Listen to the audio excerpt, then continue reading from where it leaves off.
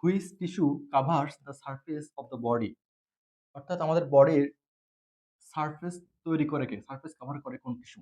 আমি কিন্তু টিস্যু সম্পর্কে আমাদের ফুল কোর্সে বেসিক টু অ্যাডভান্স সবকিছু পড়িয়ে দিয়েছে। তো দেখেন, কয়েকটা জিনিস মনে রাখবেন, কয়েকটা জিনিস মনে রাখতে পারলে আপনার টিস্যু সম্পর্কে 50% ক্লিয়ার হয়ে যাবে। ঠিক আছে? তো কি মনে রাখবেন?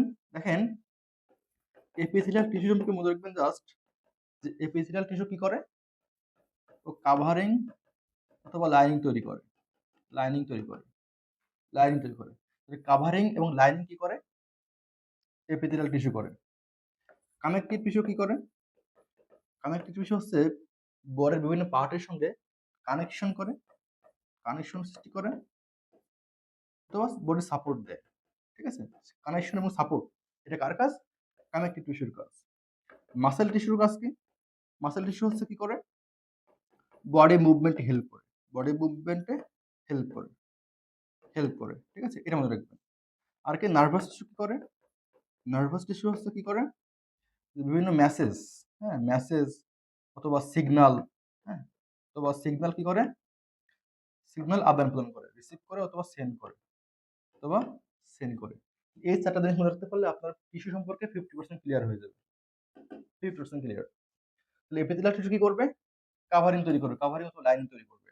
আর কানেকটিভ টিস্যু কি করবে? দেখেন, নামের সঙ্গে উত্তরলোক হয়ে আছে যে কানেকটিভ টিস্যু মানে কি? কানেকশন করবে।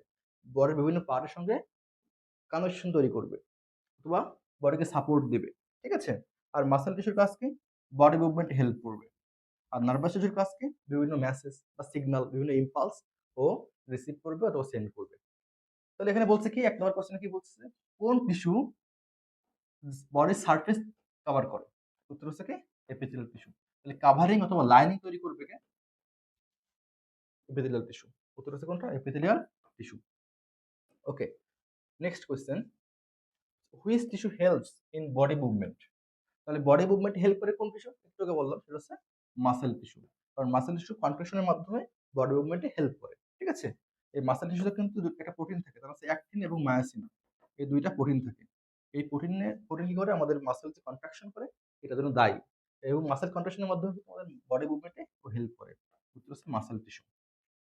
নেক্সট কোয়েশ্চেন কি দেখি? Which tissue receive and sends message? একটু আগে বলেছি যে মেসেজ, রিসিভ এবং সেন্ড। তোমাদের এখানে মেসেজ না থাকে, সিগন্যাল থাকতো, তাহলে কিন্তু একই হইতো। সিগন্যাল, মেসেজ বা বিভিন্ন ইম্পালস, এটাকে সেন্ড করে বা রিসিভ করে নার্ভাস টিস্যু। আমাদের নার্ভাস টিস্যুতে নিউরন সেল রয়েছে, এগুলো এই কাজ করে থাকে। Okay, next question, which tissue connects different part of the body?